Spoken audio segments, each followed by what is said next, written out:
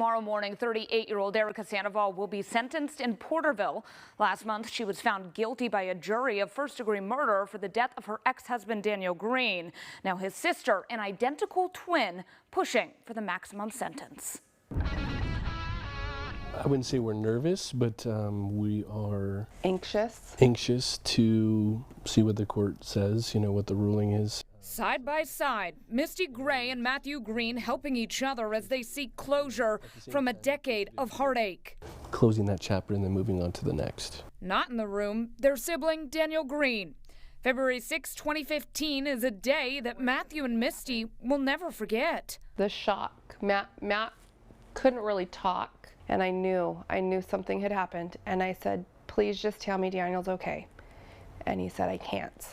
Daniel Green's ex-wife, Erica Sandoval, broke into Green's Goshen home and shot the Exeter police officer with his own gun when he returned home from the gym. That Erica should get the maximum sentence. I think she's dangerous. I think she's still dangerous. I think she's probably more dangerous today than she was 10 years ago. The road to closure, a long journey for the Green family. But after years of silence, the two speaking out once again. You treated our family very fair. So we want to say thank you, and that's why we did this, is because of you.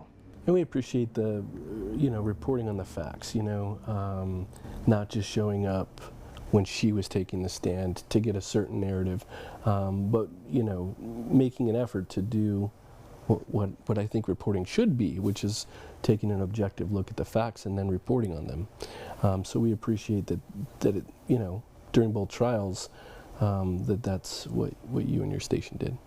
In 2019, the case was declared a mistrial due to a hung jury. I was broken, and it took me a long time to be able to be okay again. This time around, the jury convicting Sandoval of first-degree murder. We, the jury, find the defendant guilty as charged. But not the special circumstance of lying in wait, which is punishable by the death penalty. The defense shifting the focus from Sandoval's actions to Green's, focusing on the toxic and tumultuous relationship between the two. They spent most of their time trying to assassinate him as a person and his character.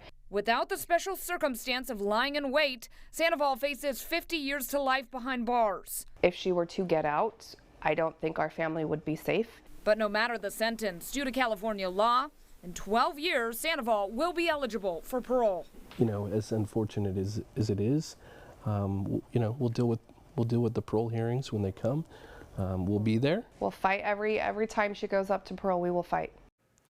Now, Sandoval's attorneys say that this case should have never been a death penalty case and plan to file a notice of appeal once Sandoval is sentenced tomorrow morning. Reporting live in the studio, Madeiras Bab, CBS 47 Eyewitness News.